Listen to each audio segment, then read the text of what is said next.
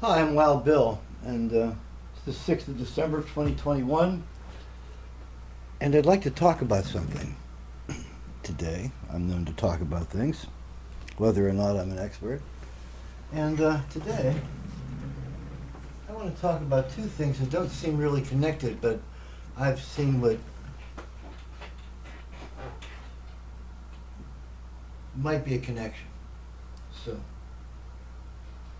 ghosts and deja vu. Ghosts are variously described, but they are perhaps accurately described as unusual phenomena. Phenomena for which at this time the explanations are not honed down to the point where we can say, yes, it is this, no, it's not that. A lot of people have weighed in on it. I'm about to. Deja vu. That's something we have mostly all experienced. Wait, have I been here before? Isn't this something I've done before? Wait, this person is going to...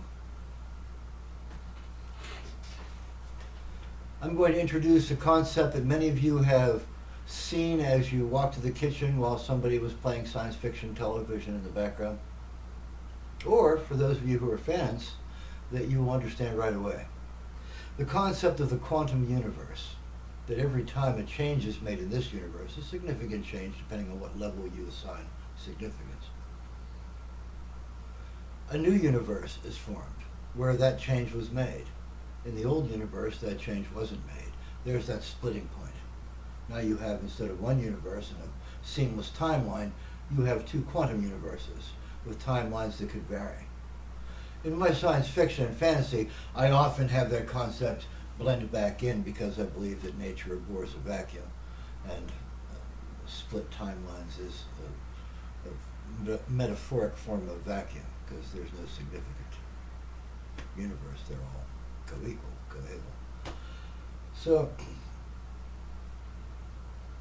I'm going to take that concept of the quantum universe for a moment, ignoring the energy budget constraints that would bankrupt the theory immediately if anybody thought about it.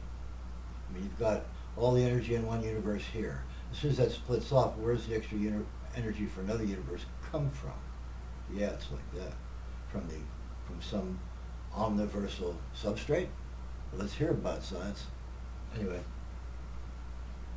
But for a moment, let's pass on the objections and say the quantum universe idea is possible. So, in this universe, I drink that cup of tea. In that universe, I don't drink that cup of tea. It's sitting on the table. Then I become involved in something else, or some other choice is made. Those two quantum universes that are now formed, the original universe, which remains unchanging, as far as the did Bill drink the tea or not, and the new, quote, new, unquote, universe where Bill did decide to drink that tea, take that swallow, step in front of traffic, open the escape hatch on an airliner, buy the winning lottery ticket,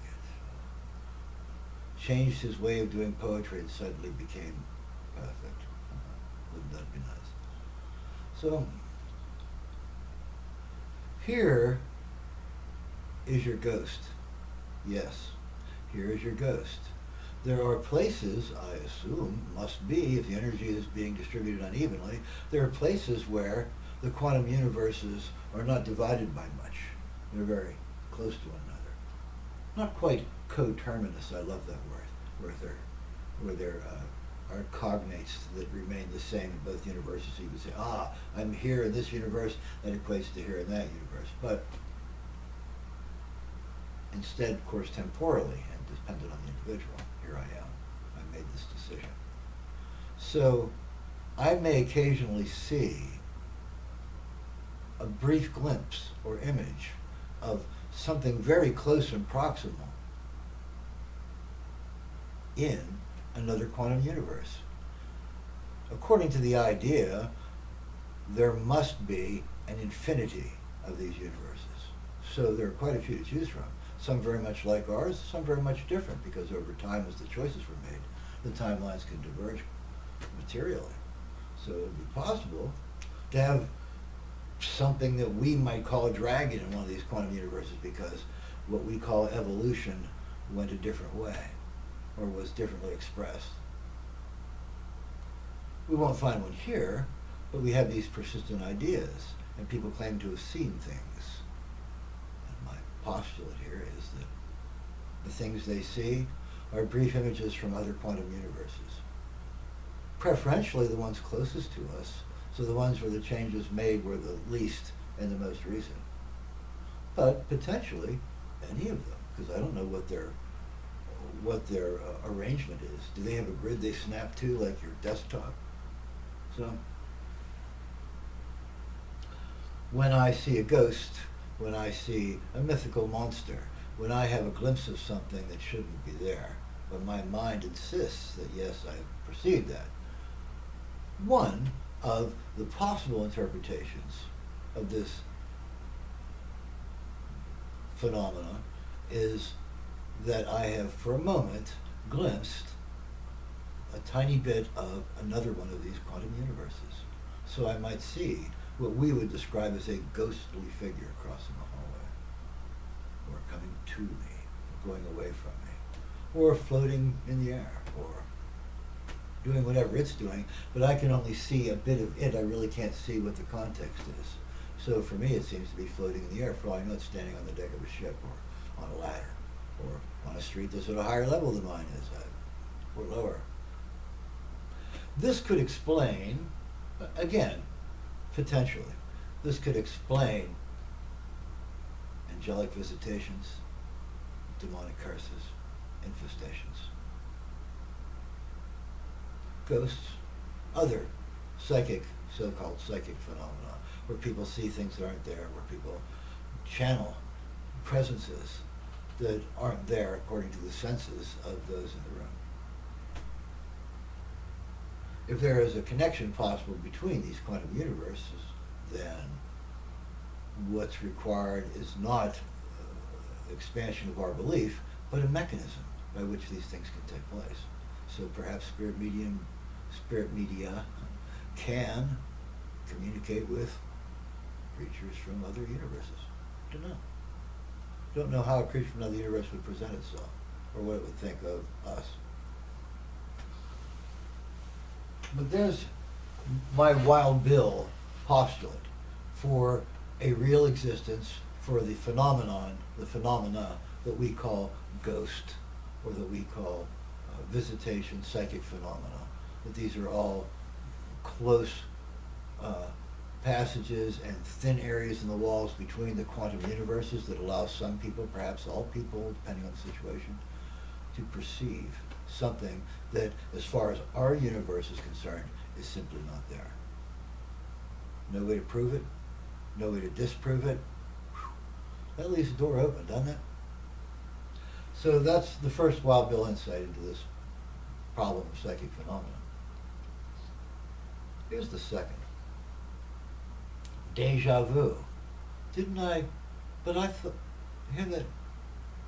here's our quantum universe where you didn't make that choice, where you did make that choice.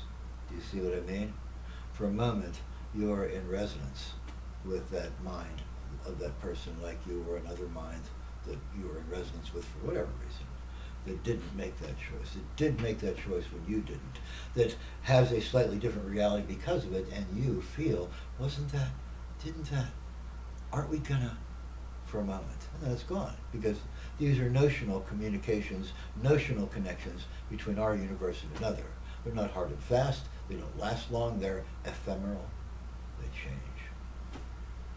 And so, not everybody sees them, not everyone senses them, not everyone has the power, or the cupidity, depending on how you look at it. So there are explanations, potential explanations for both ghost phenomena and deja vu. Both of which are things that science has not been able to completely pin down yet. So I'm allowed to take a stab at it. All right. Now for the hard one. And this is going to break a vast number of ideas. I'm not saying this is true. This is just a way that I am trying to explain the universe by looking at different ways and models of how that universe might be. Beyond our logical or rational conceptions, because certainly a considerable amount of the universe is beyond our sensory ability. Read the papers now that turns out we'll never see the far end of the universe because it expanded beyond us and now is expanding compared to us at speeds greater than light. So the light of it will not even reach us in terms of the observable universe. I probably said that awkwardly. What I meant was, we will never see the light that comes from that part of the universe. We will never see the phenomenon that takes place there. It is cut off from us as though in another universe. Simply because the expansion of the universe becomes so great, so far away. Close up, we don't seem to expand too fast. We're not expanding so quickly that you see Andromeda and M55 moving away from us as everything expands. That isn't how it is. But vast regions of space are expanding away from us, and we will never be able to see these. The observable limits of our universe are only about half of the true depth of the universe that's estimated by cosmogony at this time.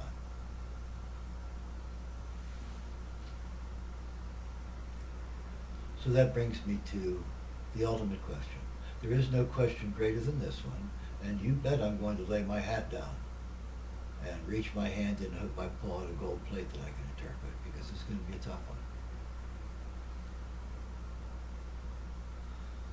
There is a concept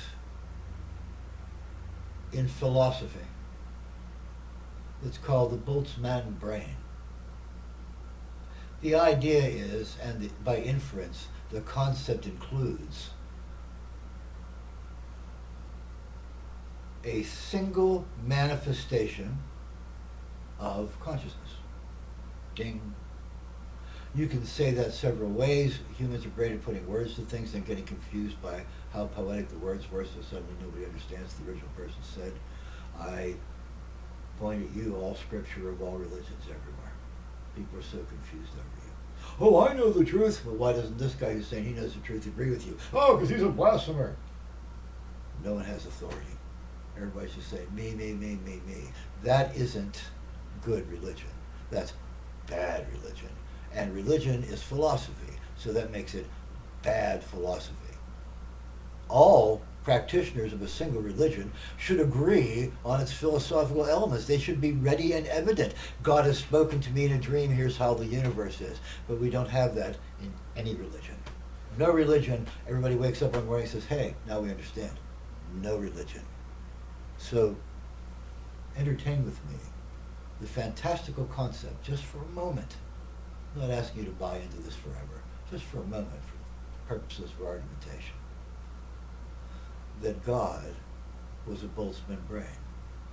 That suddenly, out of the entire energy potential from which the universe arose, from which it manifests, that for an instant, because the Boltzmann brain doesn't necessarily last any great length of time, it might just be an instantaneous moment where something is conscious. And it's like, whoa, and then it's gone. So consider the idea that a Boltzmann brain once appeared with what we would consider to be cosmic awareness. Wow, what a pretty pattern. If I do this, that will happen. That Boltzmann brain could then see in an instant the implications of both its acts and its ephemerality, that it will not be there to enjoy them. It could then, in that instant of its existence, easily set into motion a plan. So for the inconsistencies we observe in our universe and the other ones that we postulate, the mathematical uncertainties of gravity and quantum entanglement,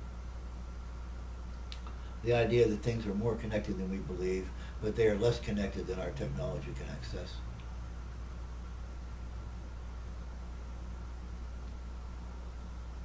But these are all manifestations in the wake of the appearance of a Boltzmann brain that was God.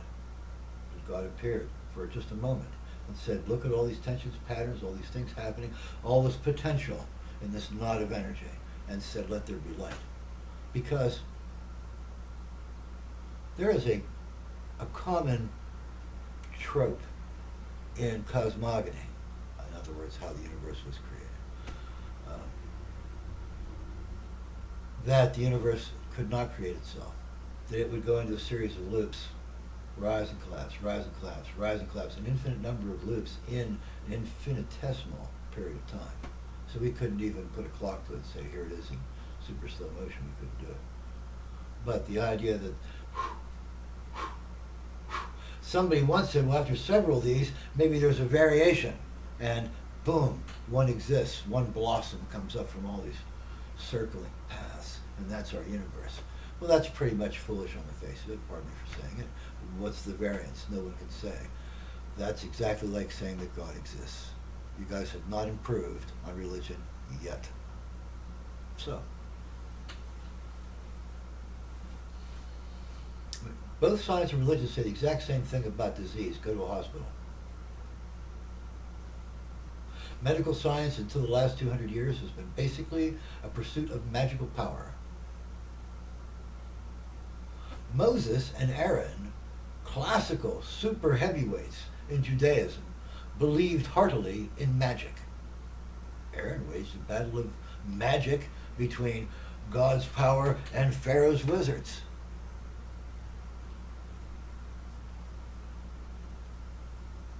How does this all come about? How much of it's true? Is any of it true? Is any oral tradition carry any truth anymore? Well, there has been much critical attention paid lately to ancient scripture and religion, and ancient scripture of other sorts, because there are some. There are the Eddas, there are the Vedas. So there are these traditional oral transmitted stories that were finally written down when whatever group developed written language, and the leisure time to be able to do that, because primitive societies don't have leisure time that allows you to sit down and write 1 million words in cuneiform tablets while the rest of the world goes on and feeds you and clothes you and comforts you. So it does now, but you have to earn it. The earning of it, of course, requires academia. And academia is a very peculiar and specific sort of pursuit, which ignores a great deal of the rest of the universe in order to specialize in a very small segment of it. It ignores the essential existence of humanity and its metaphysical struggle for betterment, which is really the bulk of the human story. What are those lights in the sky? What does that mean? What does it mean when they change? What does it mean when the ground shakes? What does it mean when people start falling on the ground and saying weird stuff?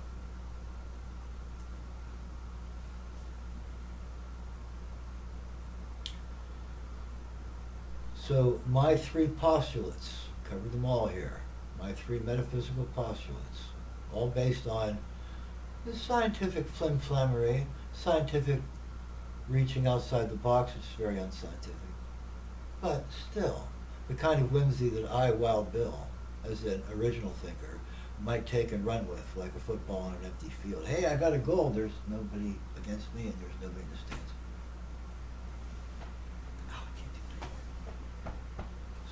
Pat myself on the back, Barry Horowitz, for the win. So this leads me to believe these 3 ideas are possible. The one is that we consider to be ghost phenomena are brief glimpses of other quantum universes. We only see a bit. So we only see a piece of a person or a vague image. And then the second one is deja vu, that because those quantum universes are based on choices, ours and other people's, that we think sometimes in a situation, wait, isn't it supposed to go down this way? Deja vu. But now finally, the concept of how the universe came into being. Wild Bill doesn't take small steps. Why bother? I'm getting old. I'll die. I'd rather get as far as I can before that happens. And have people go like, geez, did he go far? Old fart. Sometimes he made sense. Here's a case where I'm making sense. The third concept is the concept of the Boltzmann brain, because there's nothing against it. It's so attractive an idea that if you believe in the universe being a study in randomicity, that everything's a dice roll, probabilities, which is what physics is all about. Saying that, nothing else here, folks. Please leave the guy who worked the machine.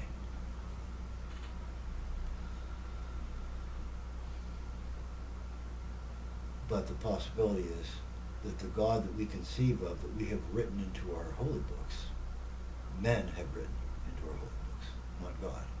God hasn't written a single holy document that I know of that's in existence. Even the tablets that he supposedly wrote for Moses were dashed to the ground by Moses when he saw what his people had done upon his return. And he went back up to the mountain and carved more stones himself. So the fragments of the tablets that are in the Ark of the Covenant, should it still exist, are not the ones that God incised. They are the ones that Moses carved. This is very important, if you're into this. So, the concepts are three, again. Quantum universes explain ghost phenomena. Quantum universes explain deja vu. Quantum universes do not explain the concept of God, but the idea that the universe could not give birth to itself. Check with some modern high-end physicians. Is that word? Physician? No, the physics professors, physics researcher. And because that physics is physics of the body, rather physics of science outside the body. And ask them, could the universe have birthed itself? And the ones that haven't read the new papers, because you can't read them all, I mean, geez, it's not like Pokemon where there's a finite number. They're always coming out. And you're a moment in time, because your dissertation established your credentials. And as science changes beyond your dissertation, or your doctoral thesis, you're rapidly left in the dust. So science is a struggle, always a struggle. Nature read in fang and claw. But a persistent, very amusing idea is that the universe created itself. That by going through a number of loops, an anomaly occurred, and that anomaly created the ability for the universe to expand beyond its initial tiny little pulsing. All that energy not quite able to expand. And then something happened, and it was able to expand. This is a real concept in cosmology. So my 2 cents is that, well, that something could have been a Boltzmann brain, just for an instant. All the potential energy of this universe as it was, as it will be, all that energy, it's an enormous amount. All those random chances that you can roll the dice on, roll the dice on, roll the dice on. Oh, look, there's life, roll the dice on. This is not my idea. I'm merely telling you what science feels. There's no start except there is a series of cycles. And our current cycle is an expanding universe cycle, instead of being a very tight little loop into expand, contract, expand, contract, expand, contract. Suddenly, infinite expansion that will never contract. So now the universe will face an energy death rather than a crunch and subsequent rebirth. That's sad. But that's physics. Physics wants to make you unhappy by explaining away all magic, anything fantastic. And I wish them luck.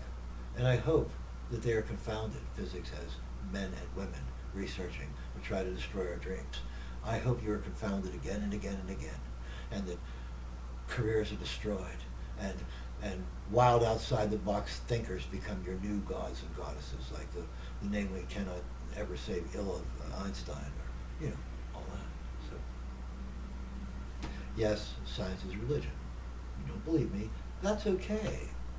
Your state of belief is not my responsibility. True facts. How very Buddhist of me. I'm not a Buddhist. Anyway, Buddhism is a syncretic religion. It steals wildly from every other religion and then says, oh, we did this first. No, it didn't. Buddhism is merely an amalgamation, as Christianity is an amalgamation. It's as far as I'll go. Because I have friends who are Judaic scholars. Anyway, so there's my third concept. You've got the first concept is that quantum universe theory, or quantum universe hyperbola, can easily explain what we call metaphysical or psychic phenomena, simply seeing glimpses of close-by universes, almost co-temporal. And then The idea of deja vu can also be explained by that, because in another universe that's just split off from yours, you did do that. That idea was in your mind. The universe split off before you quantified it. But that tendency is still there, so you are still connected to that split. And the third one, God doesn't have to be extant now. So the answers to why people's prayers aren't always answered, why bad guys don't blow up in the street, because there are plenty of people that think you can use God's power to curse and to destroy. I can see angels doing that right and left, but I don't see people doing it. However, I'm not always right, and I don't know everything. You did not hear that here. Those are my three concepts. One is that God is a real concept in physics, and physics is ignoring it because physics is trying to bring down all metaphysics, and they're doing it by becoming more metaphysical and saying this is ours, this is ours, this is ours, just like Buddhism. Science, you're a religion. You don't know it, but you're a religion. Philosophy is a worldview in its essence, and you are creating a worldview. So does religion. You're attempting to explain the observable universe by means of the phenomena at hand. So does religion. So does magic. So does wizardry. So does shamanism. So does beating people up until they say what you want, which is what happens in political prisons.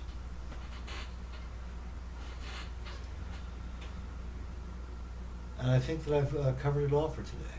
If I haven't offended anyone, then you guys are cool.